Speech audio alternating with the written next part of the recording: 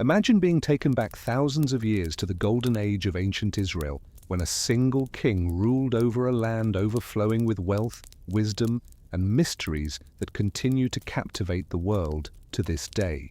This is not just a story of palaces glittering with gold, of temples built with impossible beauty, or of alliances that spanned continents.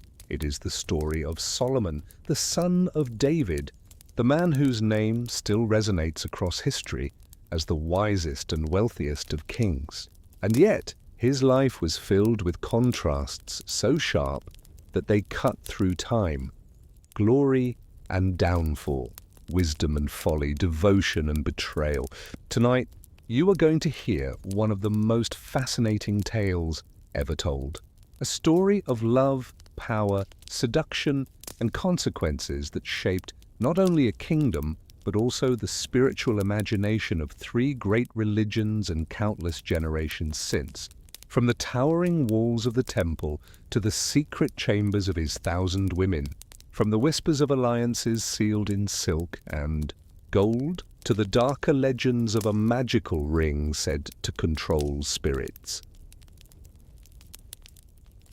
This is the saga of Solomon as you've never heard it before, and if you enjoyed journeys like this one, where history, faith, and myth weave together to bring the past alive, then consider subscribing to the channel and leaving a like. It helps this community grow, but above all, it tells us that you want more of these stories. Stories that take you to another time and place. Stories that make you reflect on power, faith, and the human heart. Solomon's rise to power began in the shadow of his father, King David. His path to the throne was not simple. In fact, it was marked by palace intrigue, rival claims, and dangerous rivalries.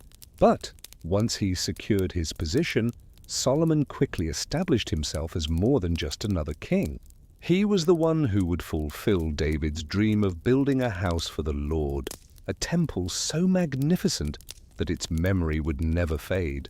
In the year around 957 BC, the Temple of Solomon stood upon Mount Moriah, its walls plated with pure gold, its stones carved with supernatural precision, its very presence shining as a declaration of devotion and divine favor. To build such a wonder, Solomon commanded more than 180,000 men. Caravans of cedar wood flowed down from the mountains of Lebanon, the finest timber in the ancient world. Phoenician craftsmen, considered the most skilled artisans of their age, labored with tools of bronze and iron, chiseling every detail with care. Massive blocks of stone as large as houses were quarried and transported with methods that still puzzle modern engineers. For 7 years, the sound of hammers and chisels echoed across Jerusalem, until at last the structure was complete. The temple's dimensions defied imagination. 90 feet long, 30 feet wide, and 45 feet high in the main hall, yet inside every surface shimmered with gold. The floor, the ceiling, the walls, all were overlaid with sheets of pure gold, reflecting the light of countless lamps. Enormous cherubim, carved from olive wood and covered in gold, spread their wings across the inner sanctuary, guarding the Ark of the Covenant. 2 colossal bronze pillars named Jachin and Boaz flanked the entrance, symbolizing stability and strength. The air was thick with the fragrance of incense, the cedar beams giving off their own aroma, creating a sensory atmosphere so powerful that it left a mark on all who entered. At the heart of the temple lay the Holy of Holies, a perfect cube, 30 feet in every direction, that housed the Ark of the Covenant. This space was so sacred that only the high priest could enter, and only once a year, on the Day of Atonement. It was here that heaven and earth were believed to meet, where the presence of God rested among his people. To stand before this sacred space was to feel both awe and fear, for it was said that the holiness of God could consume anyone who entered unworthily. The administration of the temple was equally impressive. Solomon organized 24 divisions of priests, each responsible for different duties, ensuring that the sacred services never ceased. Some maintained the golden lamps, others baked the bread of the presence, replaced every Sabbath. Levites cared for music and worship, filling the air with the sounds of harps, cymbals, and trumpets. It was said that the melodies could be heard beyond the temple walls, as if heaven itself had opened a window into Jerusalem. Outside the inner courts, merchants authorized by the priests sold animals for sacrifice. Each animal was carefully inspected for perfection before being accepted, ensuring that only the purest offerings reached the altar. Prices were regulated so that even the poor could participate in worship. A sophisticated aqueduct system, a marvel of ancient engineering, ensured a constant flow of water. At its center stood the Sea of Bronze, an enormous basin supported by 12 bronze oxen, holding thousands of gallons of water for ritual purification. The priests themselves followed a strict routine of washing and dressing.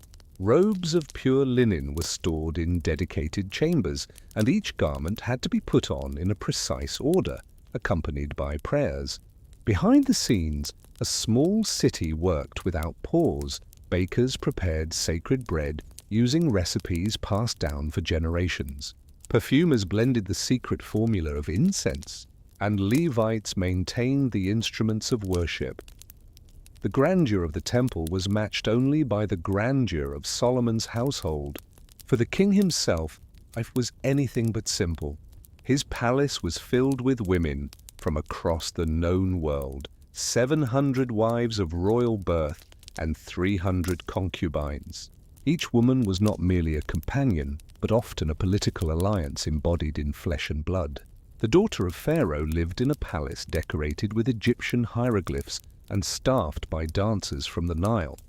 Princesses of Moab brought perfumes unknown to Israel, while Sidonian women wove garments dyed with royal purple.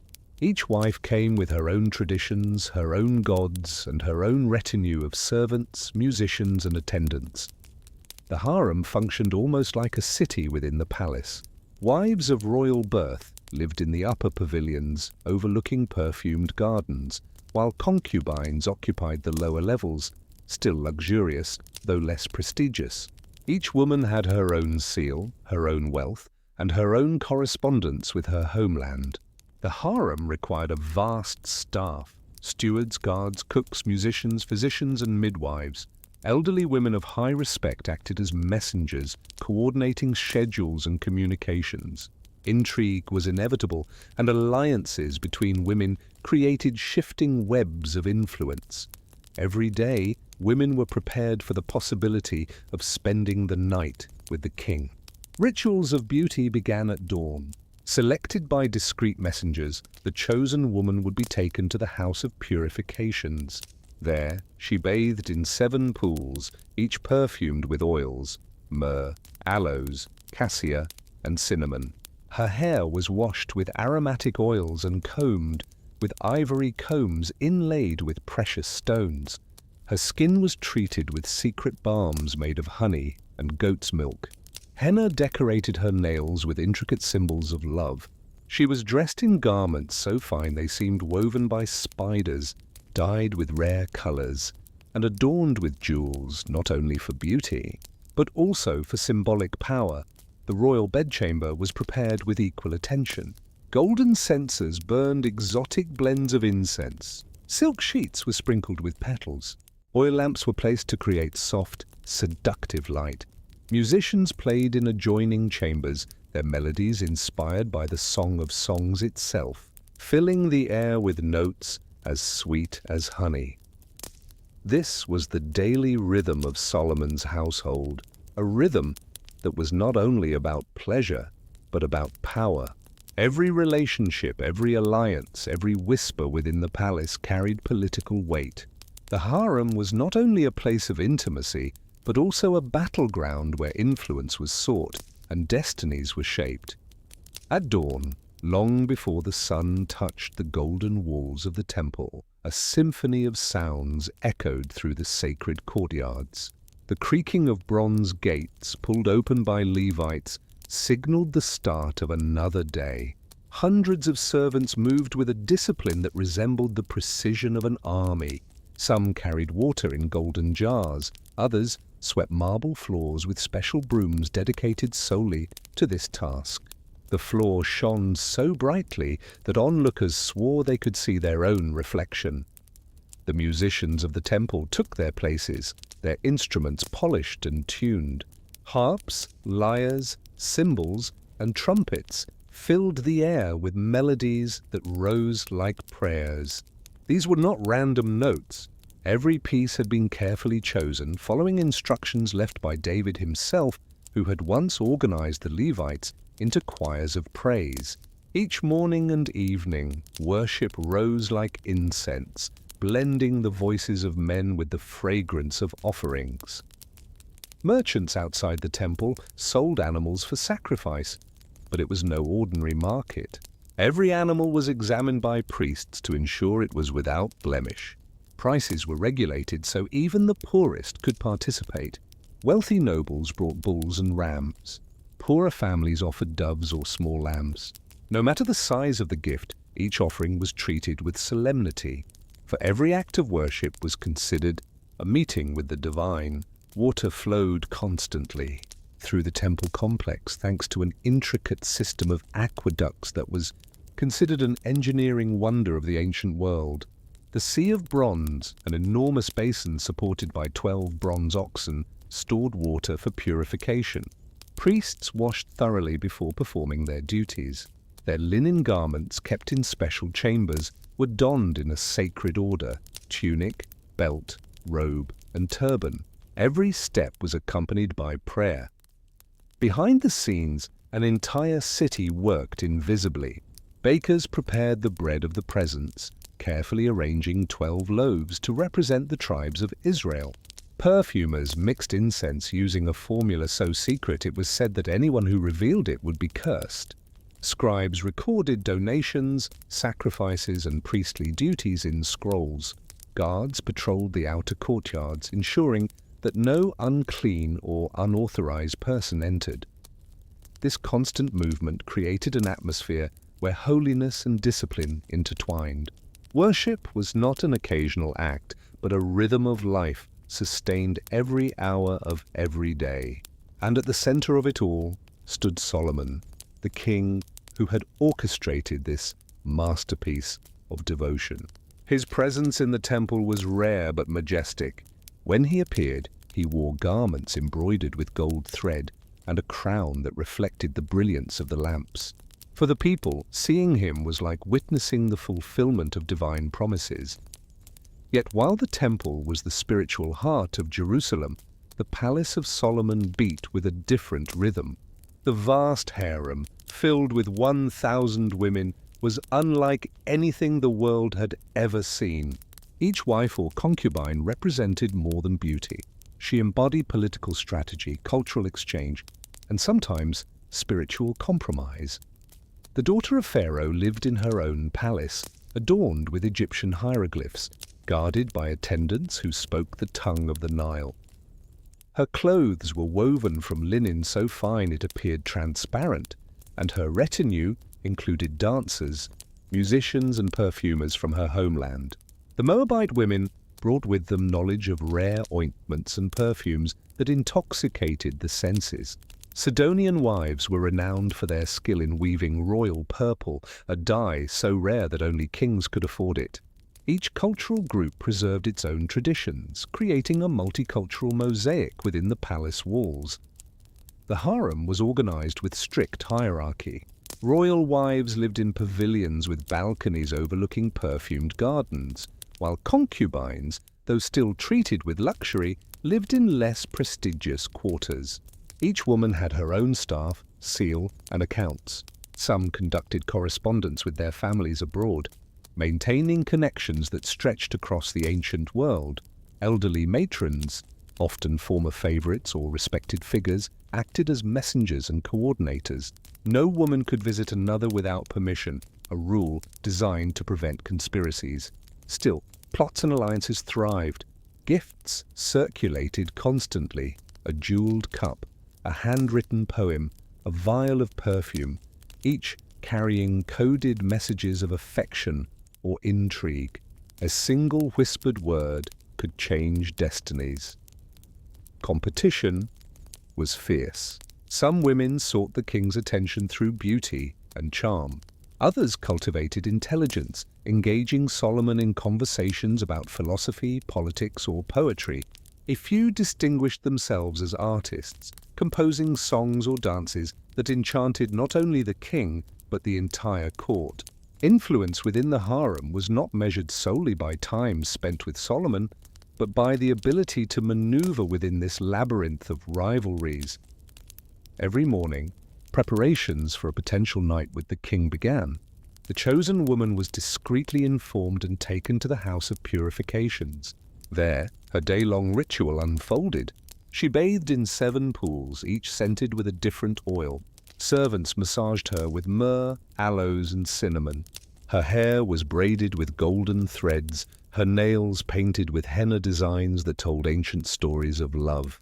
She was dressed in fabrics so delicate they seemed woven by spirits, dyed with colors drawn from seashells and rare stones. Jewelry was chosen not only for brilliance but also for symbolism, amulets promising fertility, necklaces evoking divine favor. The royal chamber was prepared with equal care. Incense of frankincense and nard filled the air.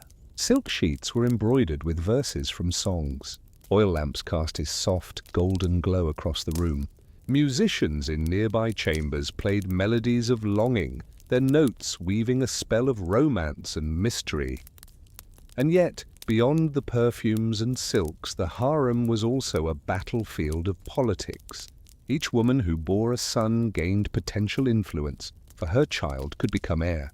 Mothers fought not with weapons, but with alliances, favors, and words whispered into the king's ear.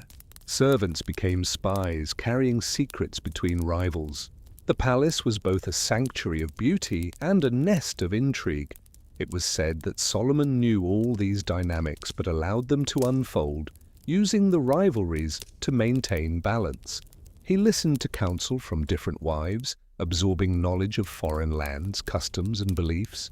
His court became a living encyclopedia of cultures, where Egyptian wisdom met Phoenician trade, and Moabite songs echoed alongside Israelite psalms. But this cultural richness came with a cost. Each wife brought not only her beauty, but her gods. Private shrines began to appear in hidden corners of the palace gardens. Incense burned for Astarte, sacrifices offered to Chemosh, libations poured to foreign deities. At first tolerated as diplomatic gestures, these practices slowly seeped into the king's own life. The man who had built the temple to the one true God began to divide his heart among many. The palace, with its perfumes and songs, was not merely a place of pleasure. It was the beginning of a spiritual fracture that would mark the rest of Solomon's reign. And yet, within those walls, every night was still a celebration of beauty. Every whisper carried weight, and every alliance, sealed not in treaties but in intimacy, reshaped the destiny of a kingdom. Despite the grandeur of the temple and the intoxicating splendor of the palace, the seeds of decline had already been sown. For many years, Solomon's reign appeared unshakable. Gold flowed into Jerusalem, ships returned from distant lands with treasures, and neighboring kingdoms sent gifts to honor his wisdom. Yet, beneath the surface, cracks began to form, first in his household, then in his kingdom, and finally in his heart. The question of succession loomed constantly in the palace. Out of 1,000 women, only one son is mentioned explicitly in the biblical record, Rehoboam, born to Naamah the Ammonite. But history and common sense suggest there were dozens of other sons and daughters, each representing different mothers, different factions, and different political hopes. Every birth was not just a family event, but a potential claim to power. Each mother sought to secure her child's future. Tutors were brought from distant lands to teach foreign languages, philosophy, mathematics, and diplomacy.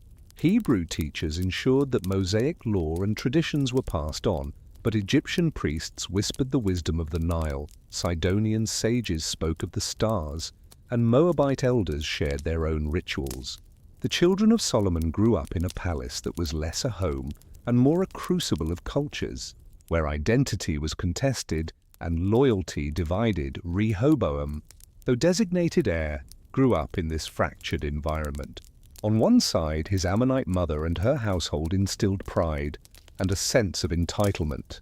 On the other, priests of Israel sought to remind him of his duty to God's covenant. He was shaped by contradictions, an Israelite king's son who carried the blood of foreign gods. His future reign would tragically reflect this confusion. The palace intrigue was relentless. Women formed alliances, building networks of influence. Servants, guards, and even musicians became tools of espionage. Messages were hidden in gifts, whispered in hallways, or passed through discreet hand gestures during festivals. A glance at a banquet could mean the promise of support. A misplaced word could cost a woman her standing. The harem was a court of shadows where politics were conducted through veils and perfumes. At the same time, Solomon himself became increasingly distracted. In his youth, he had been known for bold prayers and sharp decisions, like the famous judgment between two women claiming the same child. Stories of his wisdom spread to every corner of the known world. The Queen of Sheba traveled hundreds of miles to test him with questions, and she left astonished by his discernment, declaring that not even half of his greatness had been told. But as the years passed, the sharpness of his wisdom dulled under the weight of excess. He built altars for his wives' gods, Astarte of the Sidonians, Chemosh of the Moabites, and Milcom of the Ammonites. High places dedicated to these deities rose on the hills around Jerusalem, their smoke mingling with the incense of the temple.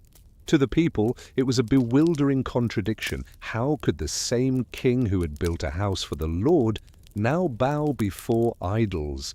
Prophets and priests raised their voices in warning, but their words were drowned by the music of foreign rituals and the laughter from palace feasts. The man who had once prayed for wisdom above riches now seemed consumed by the very wealth and pleasure he had been given. His household became not only a center of cultural richness, but also a stage for spiritual compromise. The political consequences were equally severe.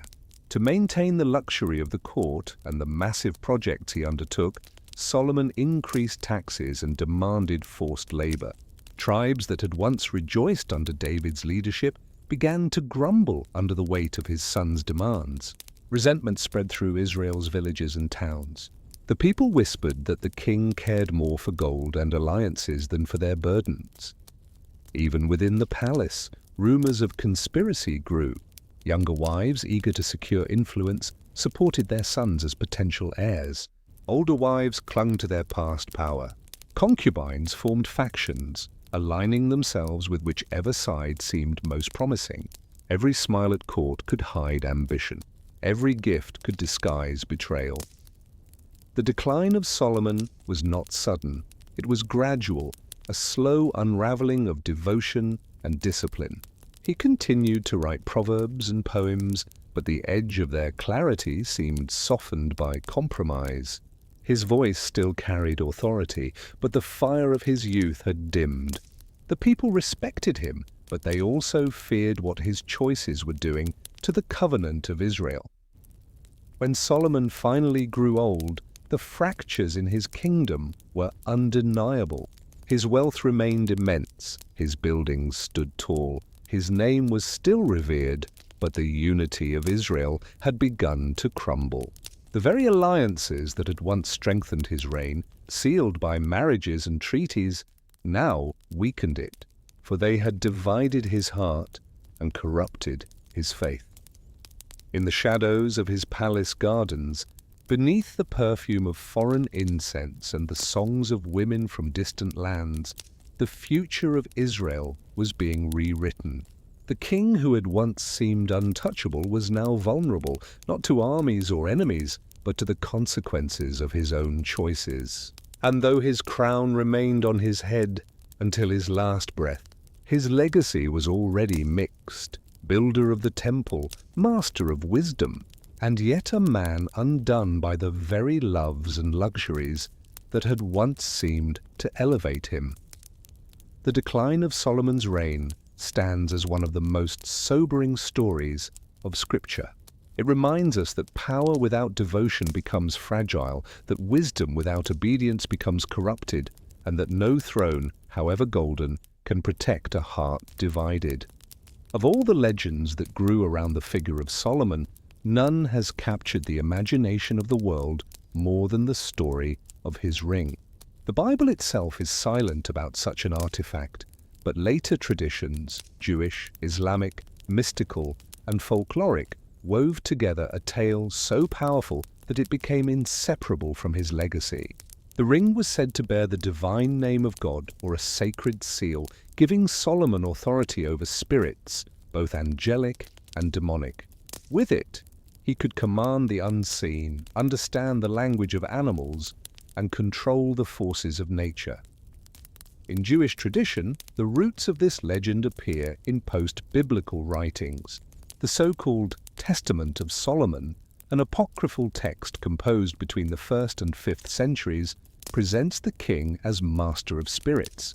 In its pages, Solomon receives a ring from God, engraved with a seal, sometimes depicted as a star with 5 or 6 points, that grants him dominion over demons. The king interrogates these spirits one by one, asking their names, their powers, and their weaknesses. He forces them to reveal how they afflict humanity, and then compels them to serve in the construction of the temple. Massive stones too heavy for human hands were said to be lifted into place by invisible legions, commanded not by whips or chains, but by the authority of the seal on Solomon's finger. The Testament of Solomon reads almost like an encyclopedia of the unseen. Demons associated with disease explain how they cause fevers or seizures. Spirits of desire confess how they tempt men and women into sin. Cosmic entities tied to the stars admit their influence over tides, winds, and seasons. Solomon listens, records their words, and binds them to tasks. In this story, wisdom is not only knowledge of proverbs and judgments, but also mastery over the very forces of the cosmos.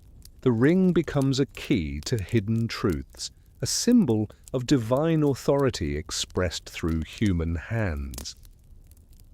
As the centuries passed, this legend was absorbed into Jewish mysticism. The Seal of Solomon became synonymous with protection against evil.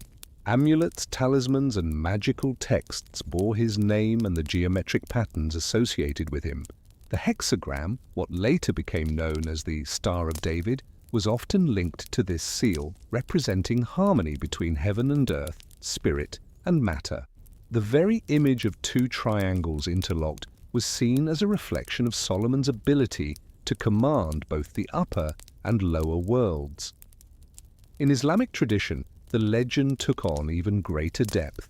The Quran acknowledges Solomon, Suleiman, as a prophet and servant of God, endowed with extraordinary gifts. Later commentaries and folk tales expanded this, describing the ring that bore God's name and gave Solomon dominion over the jinn, beings of smokeless fire, who were invisible to human eyes. Under his command, the jinn constructed palaces, mined precious metals, and traveled vast distances in moments. Some legends say they carried thrones from one land to another in the blink of an eye. Others recount that Solomon conversed with birds, ants, and plants, hearing their voices through the power of the ring. Islamic tales also introduced a dramatic twist, the loss of the ring. According to some accounts, a rebellious spirit named Saka stole the ring and impersonated Solomon, sitting on his throne and ruling in his place. Stripped of his authority, the true king wandered as a beggar, unrecognized and powerless. Only after years of humiliation did he recover the ring and return to power. This story, though legendary, served as a profound parable. Even the wisest and most powerful of men could lose everything if he strayed from God's path. Authority, no matter how divine its origin, could be withdrawn. The medieval world embraced these stories eagerly. In Europe, grimoires and magical manuscripts invoked the name of Solomon as the ultimate authority in conjuring and exorcism. The seal of Solomon appeared in countless texts as a protective emblem. Magicians and scholars believed that to call upon his name was to access power over the unseen. His ring became a symbol not only of Jewish and Islamic mysticism, but of the universal human desire to control what lies beyond sight. In Arabic literature, particularly the stories of the 1001 Nights, Solomon appears as the archetype of the wise king who commands spirits. Jinn are imprisoned in bottles with Solomon's seal. Treasures are guarded by his name. Mysterious artifacts bear his mark. These tales spread far beyond the Middle East, enchanting audiences across Asia, Africa, and Europe. The fascination with Solomon's ring did not stop in the Middle Ages. Even in modern times, the Seal of Solomon remains a popular motif in jewelry, talismans, and symbols of protection. Many people wear the hexagram without realizing its association with Solomon, believing it to guard against evil or misfortune. The image has been reinterpreted countless times, sometimes as a purely cultural emblem, other times as a mystical key, but always with echoes of the ancient king's legend. What does this legend reveal about Solomon? It shows how deeply people revered his wisdom and power. The historical Solomon may have been extraordinary, but the legendary Solomon became almost superhuman. To later generations, he was not just a king of men, but a master of the invisible world, a ruler whose authority extended into realms beyond human comprehension. The ring symbolized this boundless dominion, and yet the story of the stolen ring reminds us of Solomon's humanity. Even the greatest of kings could fall, not through the swords of enemies, but through weakness of the heart. The legend does not let him escape accountability. Instead, it transforms his greatness into a cautionary tale. Power without faithfulness leads to loss. Wisdom without obedience leads to downfall. The ring also reflects humanity's timeless hunger to control the unknown. Across cultures, people have sought ways to protect themselves from evil, to understand mysteries, to command what they fear. In Solomon's legend, they saw the fulfillment of this desire, a man who could command demons, converse with animals, and unlock the secrets of nature. The fascination endures because the longing endures. Even today, Solomon's ring continues to inspire stories in novels, films, and games. It appears as a magical artifact in fantasy, a symbol of ultimate authority, or a key to hidden wisdom.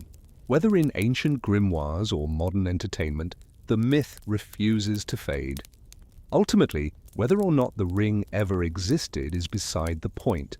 Its meaning lies in what it represents, the belief that divine wisdom gives authority over chaos, that true power comes not from brute strength, but from knowledge and faith. Solomon, with or without a ring, remains the embodiment of this truth. His legend is a mirror of human hopes and fears, magnified by the gold of imagination and the weight of history. The story of Solomon does not end with gold and glory. For all the splendor of the temple, the wisdom of his judgments, and the legends of his ring, the final chapters of his life reveal a darker side. The man who had been blessed with unparalleled gifts drifted into compromise. The king who built a house for God also built altars for foreign deities. The monarch whose wisdom was praised in distant lands ended his days burdened by division, spiritual decline, and the seeds of rebellion. The biblical account is striking in its honesty. It tells us that Solomon loved many foreign women, 700 wives of royal birth and 300 concubines, and that in his old age these wives turned his heart after other gods. The king, who had once prayed with humility at the dedication of the temple, now permitted, and even participated in, the worship of Astarte, Chemosh, and Molech. He erected shrines on the hills around Jerusalem, so that incense meant for Yahweh rose instead to idols. The very city that had been sanctified by the Ark of the Covenant was now surrounded by altars of compromise. This fall is not described as a sudden betrayal, but as a gradual drift. Year by year, as he sought to please his wives, Solomon's devotion to the God of Israel weakened. The wisdom that once guided him gave way to indulgence, diplomacy, and perhaps weariness. The result was devastating. God declared that the kingdom would be torn from Solomon's son, leaving only a fragment for the sake of David's covenant. The glory of the united monarchy would not survive another generation. The consequences of Solomon's choices were profound. After his death, the kingdom split in two, the northern kingdom of Israel and the southern kingdom of Judah. Rivalry, war, and idolatry marked the centuries that followed. The dream of a united Israel, strong and faithful under one king, ended in failure. The seeds of exile and destruction were planted in the soil of Solomon's compromises, and yet, even in this decline, Solomon's legacy remained immense. His wisdom literature continued to inspire. Proverbs, Ecclesiastes, and the Song of Songs carried his name and voice, speaking across generations. The temple, though later destroyed, stood for centuries as the symbol of God's presence among his people. The memory of Solomon's reign became a standard by which later kings were judged, even as they struggled to live up to it. Later, Jewish tradition wrestled with this tension. Some rabbis portrayed Solomon as a tragic figure, wise, powerful, beloved by God, yet undone by desire. Others saw in him a symbol of the dangers of excess, a warning that even the greatest blessings can be squandered. In mystical texts, his fall was sometimes explained as part of a larger divine plan, a necessary descent that revealed the dangers of human pride. Christian tradition also reflected deeply on Solomon. To many early writers, he symbolized Christ in his wisdom and kingship, while also foreshadowing the need for a greater, sinless king. The temple he built was seen as a type of the true temple, the body of Christ. His downfall illustrated the insufficiency of earthly kingship and the need for a perfect ruler who would never stray. In Islamic tradition, Solomon remained a prophet and servant of God. The Quran does not emphasize his fall but highlights his power, his justice, and his control over jinn and creation. For Muslims, Solomon is remembered primarily as a model of submission to God's will, a man who used his gifts for divine purposes. Beyond religion, Solomon became a cultural icon. Artists painted him as the archetype of wisdom, seated on a throne, judging disputes with fairness. Writers invoked his name when speaking of splendor or power. Architects and mystics imagined his temple as the model of sacred space. In popular imagination, he became larger than life, a figure who blended history and legend until the line between them blurred. But perhaps the most enduring part of his legacy lies in the paradox of his story. Solomon was both the wisest of men and a fool for love. He was both the builder of the temple and the builder of idols. He was both the master of spirits and the slave of desire. His story captures the complexity of human nature, the heights of brilliance and the depths of weakness, the beauty of devotion and the tragedy of compromise. For those who hear his story today, there is a lesson in that paradox. Wisdom is a gift, but it is not enough without faithfulness. Power is impressive, but it is not secure without obedience. Achievements may dazzle, but they cannot preserve a soul that drifts from its foundation. Solomon's life is a warning and a mirror. It shows us that no one is beyond failure, and yet no one is beyond God's mercy. Even in the ruins of his choices, hope remained. The covenant with David continued. The prophets pointed forward to restoration, and the memory of Solomon, though tarnished, continued to inspire. His name endured not only in judgment but also in hope, reminding the faithful that God's purposes outlast human failure. Over the centuries, new legends grew. Some told of hidden treasures buried under the temple. Others whispered that Solomon's ring still existed, waiting to be found. Mystics claimed that his wisdom could be accessed through secret texts. In every age, his figure was reshaped, retold, reimagined. The man who once sat on Israel's throne became a timeless symbol of the search for wisdom, the dangers of pride and the mysteries of the divine. If one stands today in Jerusalem, on the Temple Mount, nothing of Solomon's original building remains.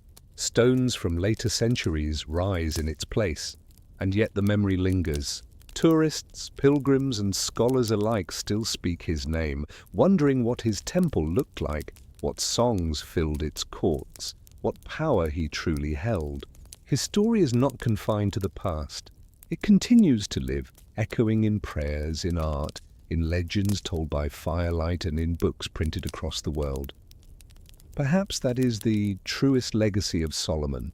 Not the gold that lined his halls, for that has vanished. Not the kingdom he ruled, for that was divided. Not even the ring of legend, for that remains uncertain. His legacy is the story itself, the way it has bound together faith, myth, and imagination across millennia. A story that still warns, inspires, and fascinates. A story that invites us to seek wisdom, but also to remain faithful. To admire greatness, but also to remember its limits. The man of 1,000 wives, the builder of the temple, the possessor of the ring, he was all these things and more. And in the end, he was human, flawed, brilliant, tragic, unforgettable.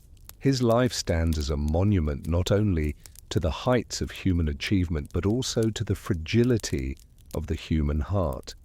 Inside the palace of Solomon, the air itself seemed charged with expectation. At dawn, long before the king awoke, life in the women's quarters stirred into motion. Servants tiptoed through marble corridors, carrying bronze basins filled with perfumed water, their steps echoing softly against walls inlaid with cedar and ivory.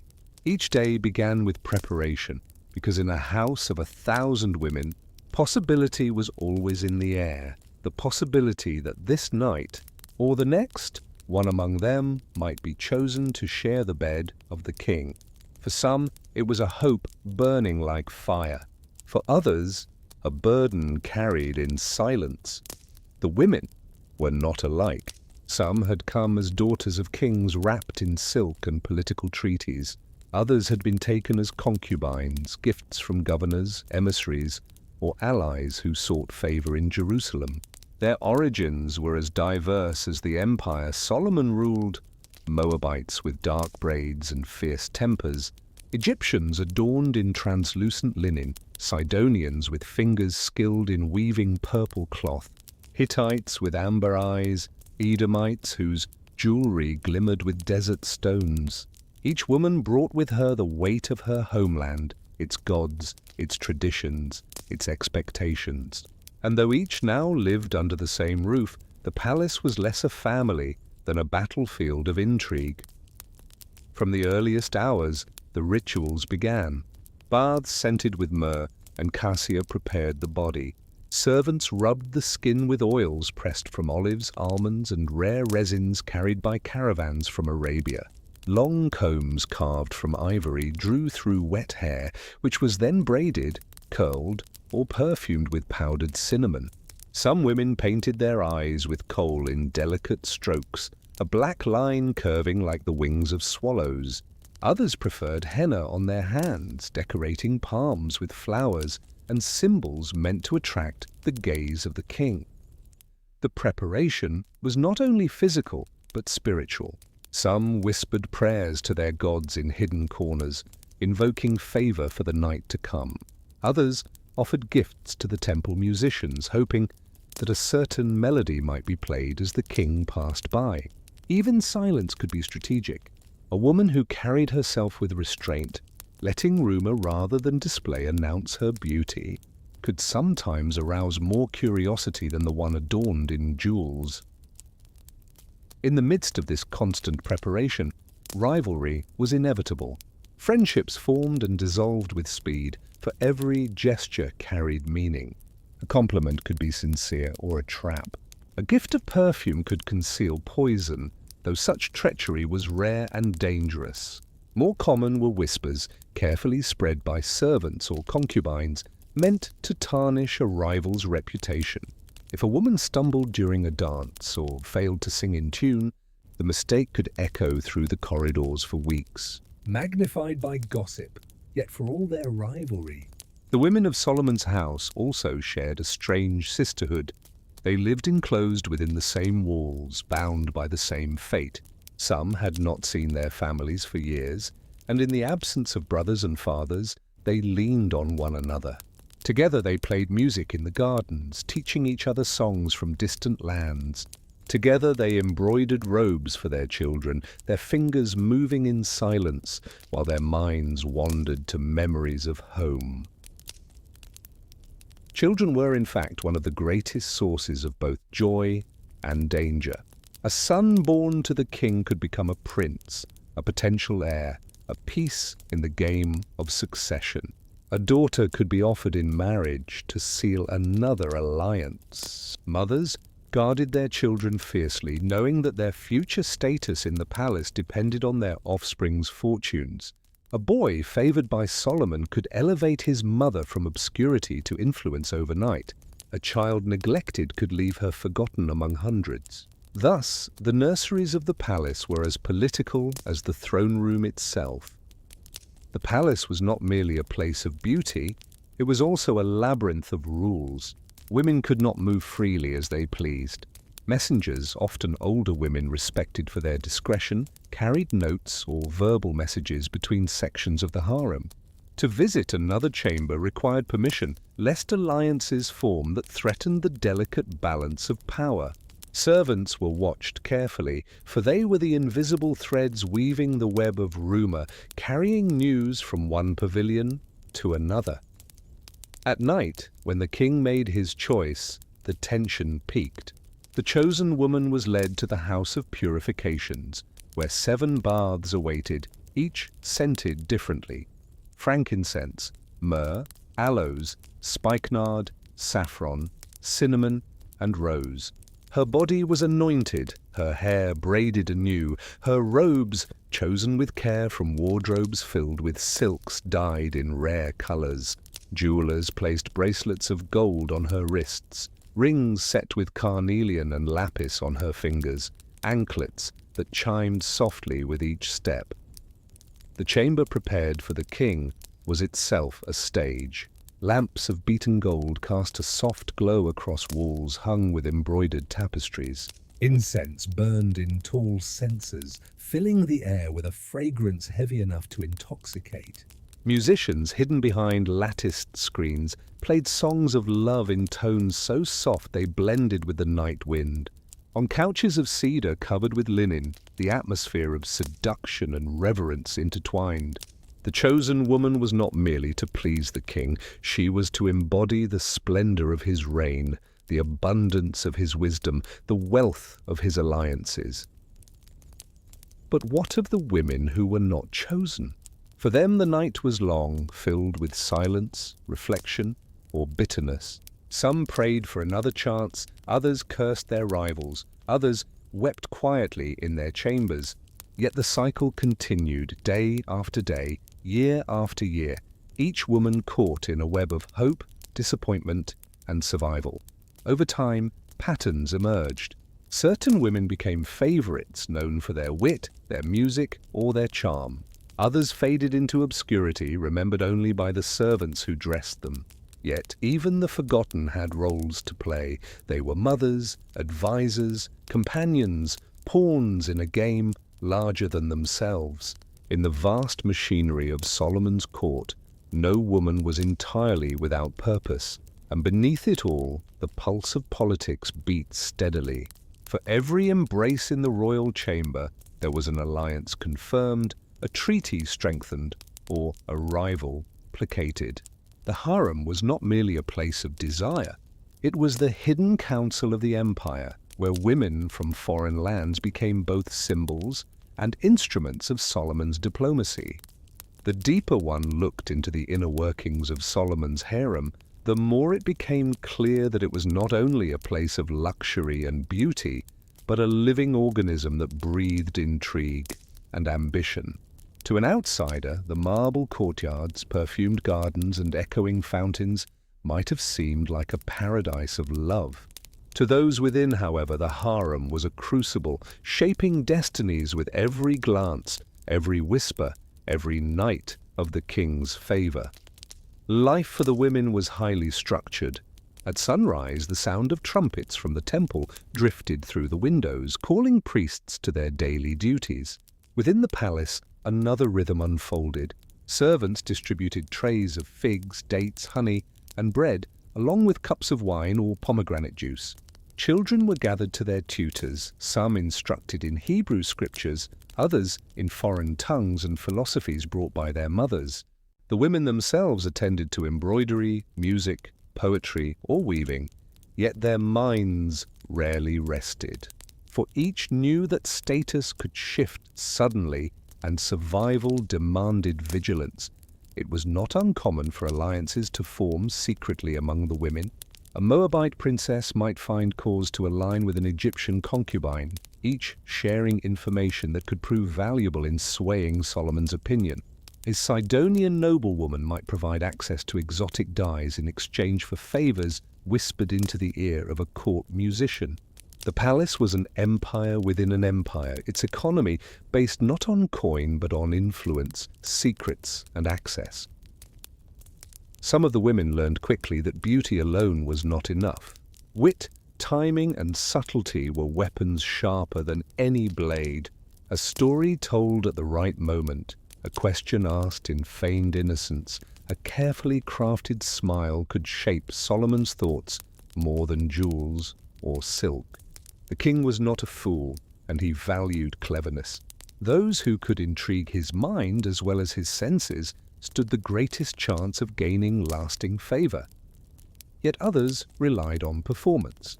Dancers from the Nile moved with hypnotic grace, their anklets ringing like bells of silver. Singers from Sidon raised voices that seemed to pierce the night sky, while women from Arabia prepared perfumes so intoxicating that a single breath lingered in the memory for hours. The harem was not only a political machine, it was also a theater where women displayed talents as much as beauty, each seeking the role of favorite in a drama that never ended. Jealousy was an ever-present shadow. A careless remark could ignite rivalries lasting years. Rumors spread like wildfire. That one woman had given Solomon a rare gemstone, that another had sung to him in his native tongue until dawn, that another still had borne him a son. Truth was often less important than perception. To be seen as favored was itself a kind of power, one that could elevate a woman's servants, family, and allies within the palace hierarchy. For Solomon, this vast household was both a gift and a burden. His nights were filled with beauty, but his days with petitions. Each wife represented not only personal desire but political obligation. To neglect one might offend an allied kingdom. To favor another too much might spark unrest among the tribes of Israel. Thus, even the most intimate choices carried the weight of diplomacy. In this sense, Solomon's bed was another throne, his love another form of rule. As years passed, the harem grew more complex. Children multiplied, each one a new branch in the tangled tree of succession. Mothers vied for their sons' positions, pressing tutors to report progress, urging servants to speak of their children's virtues in the king's hearing.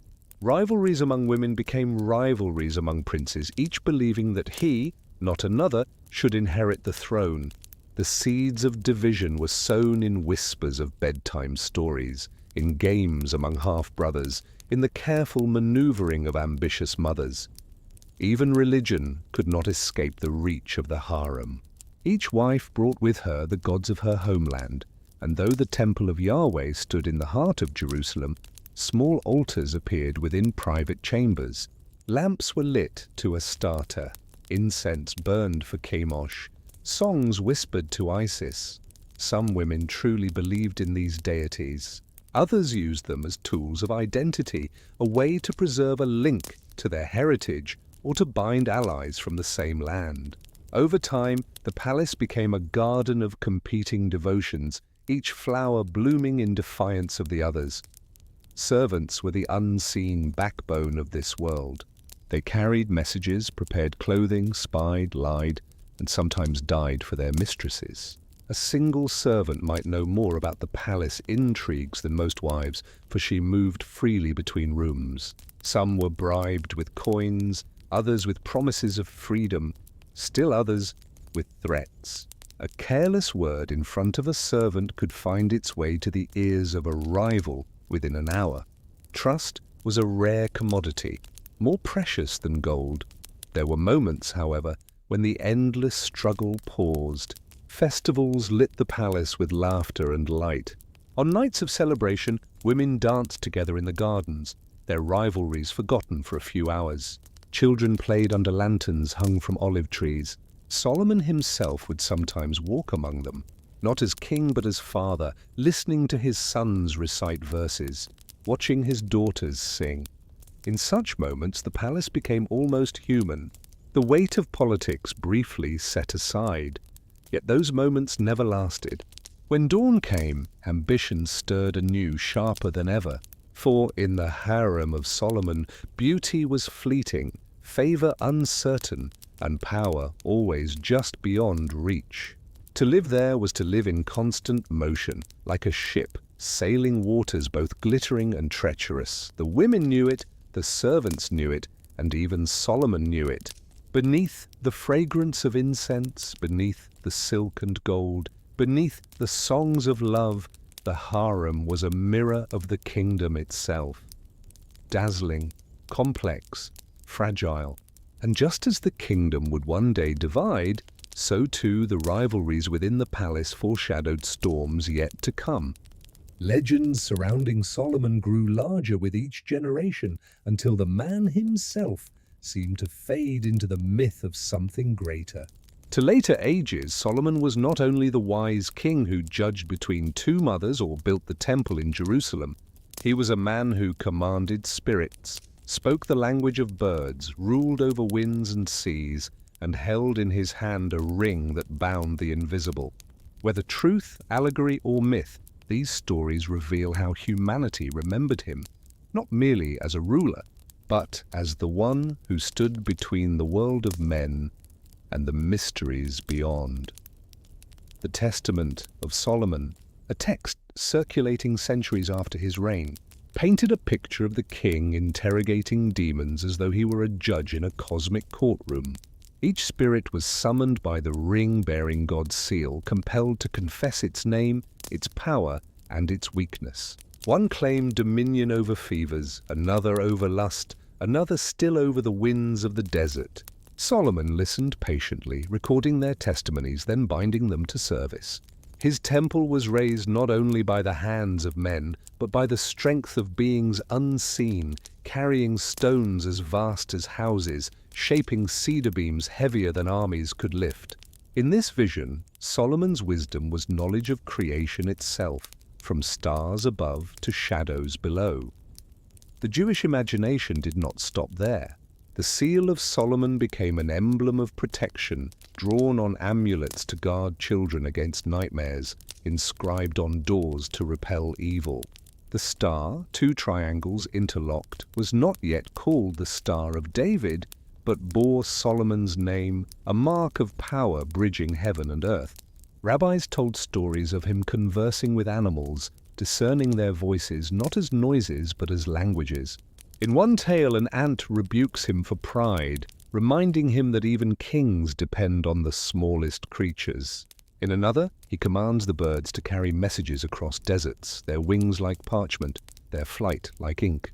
To imagine Solomon was to imagine wisdom stretched across all creation, a man to whom even silence spoke. Islamic tradition magnified these legends. The Quran honors Sulaiman as prophet and servant of God, endowed with knowledge none before or after possessed. Commentaries describe the ring engraved with God's name, granting him mastery over the jinn.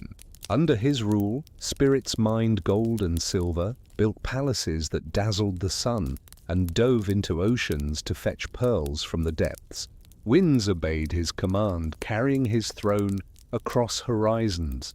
He could summon armies of men, birds, and jinn alike, and they marched together in harmony under his gaze. Tales spread of a hoopoe bird sent to discover the Queen of Sheba, of ants whose conversation he overheard, of spirits trembling when he lifted his hand. Yet Islamic storytellers also wove into his legend a warning. Some said that a rebellious jinn named Sakha stole the ring, seating himself on Solomon's throne while the true king wandered as a beggar. For days, weeks, or even years, Solomon lived unknown, mocked, dismissed, forced to survive by labor of his hands. Only when he repented and prayed did God restore the ring to him, humbling him with the lesson that even prophets could lose everything if they strayed from the source of their authority. The tale echoed like thunder through centuries. Power is nothing without obedience, and kingship is dust without God's breath. Medieval Europe took these stories and gave them new garments. Christian mystics portrayed Solomon as master magician, his ring the archetype of all talismans. Alchemists copied the hexagram, calling it the Seal of Solomon, inscribing it in grimoires to bind spirits or command elements. The name of Solomon became a formula spoken in incantations, believed to unlock doors to the hidden world. Scholars of the Middle Ages collected tales of how Solomon subdued demons, compelling them to reveal the secrets of healing herbs, of precious stones, of the turning of the heavens. For them, Solomon was not just a king of Israel, he was the first true sorcerer, sanctified by divine favor. The fascination with Solomon's mystical power stretched far. In Arabic tales of the 1001 Nights, bottles sealed with Solomon's name trapped jinn for centuries, their rage echoing within glass prisons until released by an unsuspecting hand. Treasures hidden in deserts were said to be marked with his seal, guarded by spirits bound by his word. Merchants whispered of ruins in distant lands that bore the mark of Solomon, as though his power had spread beyond Israel into the fabric of the earth itself. To later mystics, the image of Solomon seated on his throne, ring shining surrounded by spirits and birds, became the symbol of perfect harmony. The world itself was a court, with visible and invisible creatures alike acknowledging their king. Wisdom was no longer only about human affairs, but about cosmic order. Solomon became the bridge between creation and creator, a man whose authority reached from stones to stars. In the stories that endured, Solomon's power was not measured only by what he built or ruled, but by the mysteries he touched. The ring on his hand became less an ornament than a key, a symbol of dominion over the unseen. For those who told his story in later centuries, this dominion was irresistible, for it suggested that wisdom itself could tame chaos. That knowledge of God's name could silence the roaring of demons, that a single man could bend the hidden world toward order. Legends multiplied. Some claimed that Solomon, with the ring, summoned spirits not to harm but to heal. He learned from them the medicinal virtues of plants, the ways to cure fevers, the hidden properties of metals and gems. To his scribes, he dictated volumes of arcane knowledge, some of which were said to be hidden beneath the temple, guarded by angels until the end of days. Others insisted that he commanded the spirits of the winds, sending them like invisible messengers across continents. Stories told of his throne lifted into the air, carried by breezes that obeyed his slightest gesture, so that he could travel from Jerusalem to the ends of his empire before the sun had crossed the sky. In Islamic folklore, Solomon was said to hold court not only with men, but with birds and beasts. Armies of starlings darkened the sky in formations at his command. Camels knelt when he passed. Lions prowled at the edge of his processions, their eyes lowered in submission. Even ants were given voice in his presence, their small wisdom honored by a king who heard what others could not. To imagine Solomon was to imagine the entire created order bending toward harmony, each creature finding its place under divine rule. But not all tales were gentle. In darker strands of the tradition, Solomon interrogated demons who resisted his authority, forcing them to confess how they brought ruin to human lives. Spirits of the night spoke of how they whispered temptation into dreams. Demons of disease explained how they inflamed bodies with sickness. Others revealed their delight in discord, stirring wars and jealousies. With the ring, Solomon bound them to labor, forcing their destructive energies into service. Stones were cut, foundations laid, towers raised, all by hands invisible to mortal eyes. The temple itself, said these stories, was proof of the king's mastery. A house not only for God, but built with the reluctant obedience of demons subdued by his wisdom. These tales captured the imagination of mystics across the ages. In Jewish Kabbalah, Solomon's ring was seen as a token of the divine name, the sacred letters inscribed in forms too holy to be spoken aloud. To Christian alchemists, it was the seal of balance, the harmony of opposites, fire and water, light and darkness, spirit and flesh. To Sufi poets, Solomon was the prophet who commanded without cruelty, who ruled without fear, because he ruled not for himself, but as servant of the One. Each tradition found in him a mirror of its deepest longings: order in chaos, mastery over the unseen, the possibility that knowledge could heal the fracture between heaven and earth. Even in the modern age, the fascination has not vanished. His seal appears on amulets worn as protection, in books of occult philosophy, in works of fiction where the ring resurfaces as the key to untold power. Films, novels, and games imagine treasure hunters chasing after Solomon's lost artifact, or sorcerers seeking the knowledge he guarded. The legend refuses to die because it speaks to a hunger that never dies, the human desire to touch mystery, to believe that the world's hidden powers might be brought under wisdom's hand. And yet, woven through these stories is always a thread of warning. The tale of the ring stolen by a rebellious spirit, the image of Solomon wandering unrecognized without it, is more than folklore. It is parable. It says that no matter how great the gift, it is not truly ours. Authority can be taken, power can be lost, and wisdom can be squandered. The man who once commanded winds and spirits could also find himself hungry, mocked, forgotten. The lesson is that greatness without humility is fragile, and that all mastery is granted only on loan from the divine. Perhaps this is why Solomon's mystical image has lasted so long. He embodies the paradox of humanity, reaching for the heavens yet stumbling on earth, commanding angels and demons yet undone by desire, blessed beyond measure yet vulnerable to loss. His ring, whether it ever existed, became the perfect symbol of that paradox, a circle of power that could grant dominion but could also slip from his hand. The image of Solomon surrounded by jinn, conversing with birds, building with demons, ruling the winds, has never ceased to inspire awe. It is not history, as modern scholars would write it, but it is truth of another kind, the truth of how cultures remembered wisdom at its highest and power at its most dangerous. To speak of Solomon the mystic is to speak of the dream that human beings could bridge the visible and the invisible, that the boundaries of the world are thinner than we believe, and that one man, long ago, stood at that threshold with a ring on his finger and the name of God on his lips. When Solomon died, the golden age of Israel died with him. His reign had been marked by wealth, wisdom, and the grandeur of the temple, but also by compromises, heavy taxation, and the seeds of discontent sown through his many alliances. The transition of power to his son Rehoboam revealed just how fragile the kingdom had become.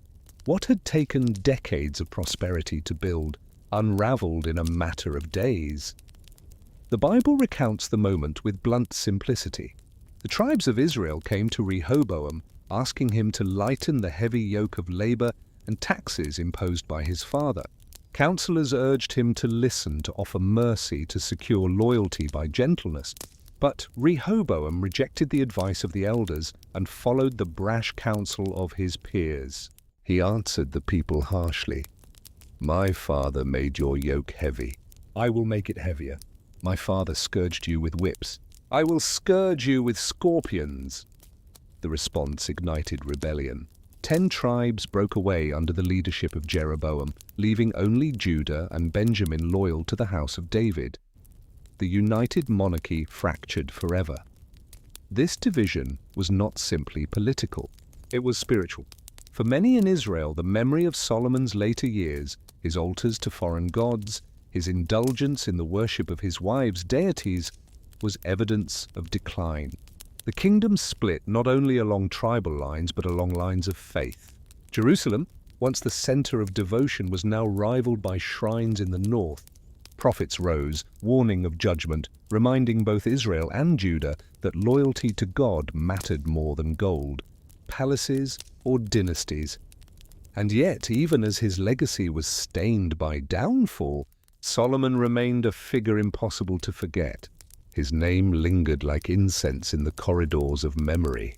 In Jerusalem, the temple he built continued to dominate the skyline, its courts filled with priests and pilgrims, its songs echoing across the valleys.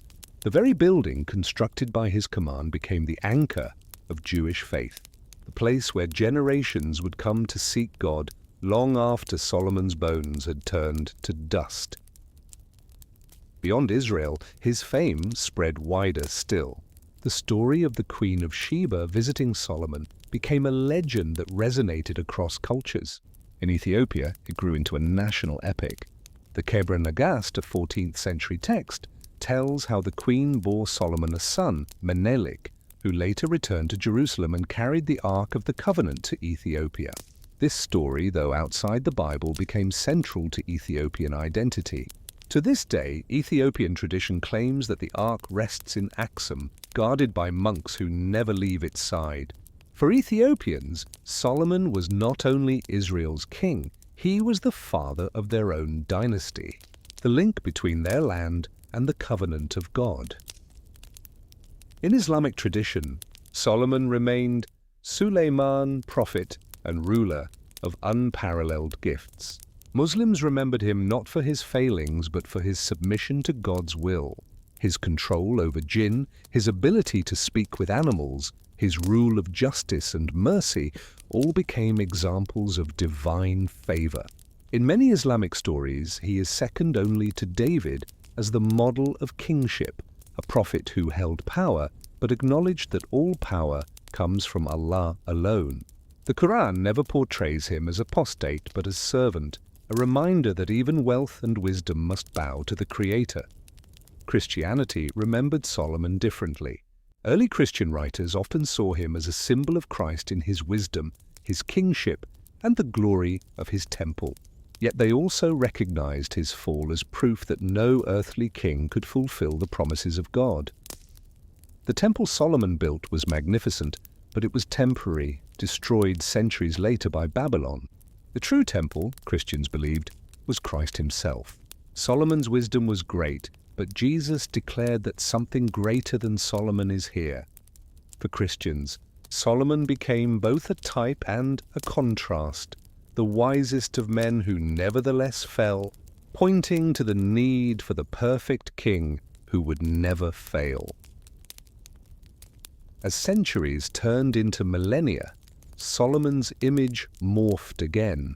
In the Middle Ages, he became the archetype of the magician king. Legends of his ring spread into Europe, where alchemists and sorcerers copied the seal of Solomon into their books. Occult traditions claimed that his writings held secret formulas for commanding spirits, discovering treasures, or healing diseases. The image of Solomon seated with demons in chains became a motif in manuscripts and carvings, both feared and admired. For many medieval thinkers, Solomon was not simply a biblical figure, but a gateway to hidden knowledge. Artists and poets embraced his story. The Song of Songs, attributed to Solomon, was read both as love poetry and as spiritual allegory. Mystics interpreted its verses as the soul's longing for God, while artists painted its imagery of gardens, lovers, and beauty. Cathedrals across Europe carried carvings of Solomon, sometimes enthroned in majesty, sometimes judging disputes, sometimes holding a ring. His figure became woven into Christian art as part of the great tapestry of biblical kingship. Even outside religious circles, Solomon's reputation as the wisest of men persisted. Folk tales across Europe, Africa, and Asia told of his clever judgments, his riddles, his ability to solve impossible problems. He became a stock character in literature, the king who always found the hidden truth, who could outwit any deceiver, who could balance justice with mercy. In this way, Solomon's legacy stretched far beyond the land he ruled. Though his kingdom split, though his temple fell, though his throne crumbled, his story endured across continents and centuries. He became a figure larger than history, a man whose name meant wisdom, whose temple meant glory, whose ring meant power. For Jews, Christians, Muslims, Ethiopians, mystics, and storytellers, he was never merely a memory. He was an eternal symbol, reshaped with each retelling. As centuries passed, the figure of Solomon grew ever more complex, his memory shaped by the needs and imaginations of the people who told his story. In Jewish tradition, he remained the king of wisdom and the builder of the temple, yet also a tragic reminder that even the greatest can fall. Rabbis debated whether his later years counted as apostasy, whether his indulgence in foreign gods was weakness or divine test. Some saw in him the danger of unchecked desire, others the inevitability of human frailty. Yet, in every interpretation, his life served as a mirror, reflecting the brilliance and the fragility of the human soul. In Christianity, Solomon's image lived in sermons, hymns, and stained glass. Priests pointed to his wisdom when urging their flocks to seek understanding, and to his fall when warning of pride and temptation. The temple he built was recalled each time Christians spoke of Christ as the new temple, not made with hands but living in flesh. The paradox of Solomon's glory and ruin became a teaching tool, a way to illustrate both the greatness of God's gifts and the peril of misusing them. For Muslims, Solomon endured as one of the prophets of Islam, his name honored in the Quran alongside David, Moses, and Jesus. He was remembered as one who ruled not by sword but by submission, who commanded creation because he himself was obedient to the Creator. The stories of jinn and winds, birds and ants were retold not as fantasy, but as signs of divine power granted to a servant of God. For Muslim storytellers, Solomon was both wonder-worker and humble worshipper, a balance of majesty and devotion that made him timeless. In Ethiopia, the legend of Solomon and the Queen of Sheba blossomed into the foundation of an empire. The claim that their son Menelik carried the Ark of the Covenant to Axum gave Ethiopia a sacred status, tying its monarchy directly to the line of David. For centuries, emperors declared themselves heirs of Solomon, guardians of the Ark, rulers by divine right. The story gave Ethiopia not only a link to the biblical past, but also a unique place in the imagination of the world, a kingdom where the blood of Solomon still reigned, where his legacy lived in flesh and bone. In medieval Europe, Solomon appeared in unexpected places. Scholars studying astrology invoked his name, claiming that he had mapped the heavens with divine guidance. Magicians etched the seal of Solomon on talismans, believing it could ward off demons or grant power over spirits.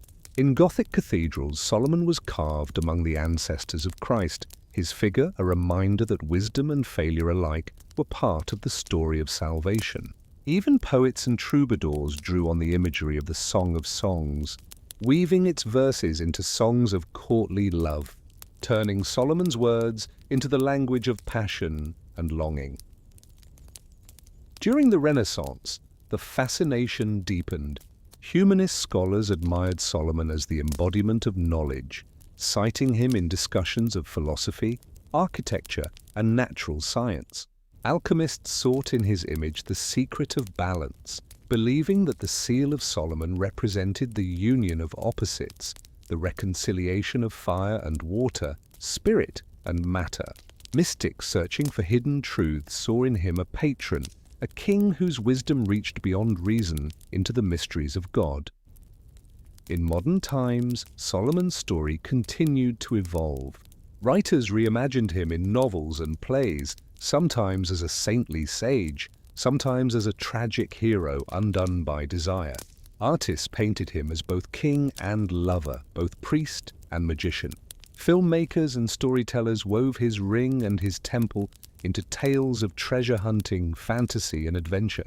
Even in popular culture, his image persisted, a reminder that the hunger for wisdom, wealth, and wonder never fades. The persistence of Solomon's memory is striking. Most kings of the ancient world lie forgotten, their palaces dust, their names echoes in ruins. But Solomon remains, his story told and retold in synagogues, churches, mosques, monasteries, and even cinemas. He is remembered in Ethiopia's coronation rituals, in Islamic folktales, in medieval grimoires, in Christian allegory. His wisdom is quoted in classrooms and pulpits. His seal is worn as jewelry by people who may not even know its origin. He has become more than a man. He is a symbol, a canvas upon which humanity has painted its hopes and fears for millennia. And yet, behind the legend, the paradox remains. Solomon was both builder of the temple and builder of idols, both the wisest of kings and a man swayed by desire. His life reminds us that greatness and weakness dwell side by side, that human glory is fragile, and that true wisdom is not found in power, wealth, or knowledge alone, but in fidelity to the source of all. That tension between brilliance and fragility, between splendor and decline, may be the very reason his story endures. It is not the story of perfection, but of humanity. The legacy of Solomon is therefore not confined to ancient stones or fading scrolls. It lives in every culture that remembers him, every tradition that retells his story, every heart that reads his proverbs or sings his songs. It lives in the paradox of a man who reached the heights of glory and the depths of weakness, a man whose wisdom shaped nations and whose failings fractured them. It lives in the hope that, even when kings fall, the purposes of God endure. So when we speak of Solomon today, we do not merely recall a king of long ago. We speak of wisdom and folly, of power and humility, of the human longing for greatness and the human tendency toward failure. We speak of the man who built a house for God and a house for idols, who judged with brilliance and stumbled with desire. We speak of a figure who has outlived empires, who continues to inspire, to caution, to fascinate. His name remains a beacon, a warning, a promise. And perhaps that is the greatest legacy of all, not the kingdom he ruled, not the temple he built, but the story that has never died.